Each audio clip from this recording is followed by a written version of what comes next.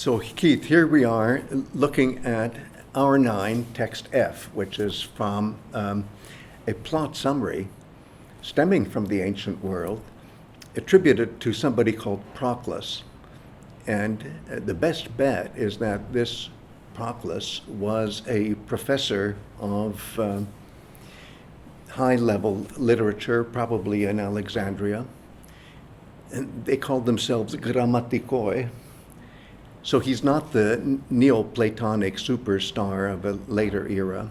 Let's say he's 2nd century BCE, and he's doing a plot summary of these amazing epics that are in some ways more old-fashioned, in some ways more recent in production, called the cycle. And the cycle is a very proud term having to do with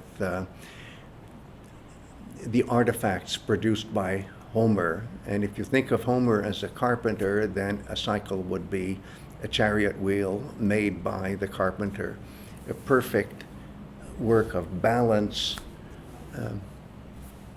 And here we are, look at that, 4 scrolls of the Little Iliad, and then 2 scrolls of the Iliou Persis, or the destruction of Ilion. And let's concentrate on that one. So this is where the destruction of Troy is narrated, and we never see that narration, of course, in the Iliad. The Iliad stops far short of that terrible moment. And first it's a story about the victories and about all the slaughter that happens after the trickery concerning the Trojan Horse. This is, by the way, the best, most convenient description of the Trojan Horse episode, other than what we read in Odyssey 8, more on which later. And I'm particularly interested in what happens after it looks like it's all over for the Trojans. I'm looking at lines 29 and following. The Achaean warriors are pouring out of the Trojan horse, the wooden horse, and they kill many. Now I'm at line 30. Neoptolemus, that's the son of Achilles, kills Priam and does it in a very pitiless way. So there's going to be morally questionable behavior. Menelaus, shall we say, is reunited with Helen, scary moment. Kills Helen's husband of the moment, Deiphobus. Ajax commits war crimes.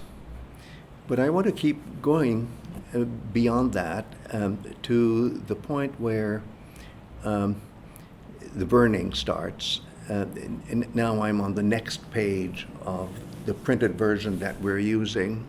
And at line 7, Troy is burning. The last Trojan princess is slaughtered. And look at this. Odysseus kills Astyanax. That is so mind-boggling when you think about the first lament and the second lament, and even the third lament of Andromache, respectively, in at Rhapsody 6, Rhapsody 22, and Rhapsody 24. The child of Hector and Andromache is doomed. We already know it from the Iliad, but to see it happen right here, and to see who does it, who actually kills the son of Hector and Andromache, and it's Odysseus, the superstar hero of the Odyssey. I just can't get over that. And then it's Neoptolemus, the son of Achilles, who takes Andromache as the prize, as the war prize. And next thing you know, the Achaeans are already sailing back from Troy, and then Athena starts planning a pattern of destruction for them at sea. Mm-hmm. What an epic, what an epic. And that's a perfect segue to our Odyssey, where Yes. we don't quite hear why it is that Odysseus and his crew have such a hard time. But we see the reasons here. Oh. Odysseus is doing morally questionable or just wrong things. Yes. And we see the animosity of Athena.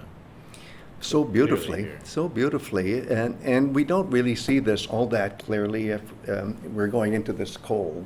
When we read the first couple of lines of Homeric Odyssey, and what do we hear right away? That Odysseus destroyed the sacred citadel of Troy, and we don't pay much attention to why is it sacred?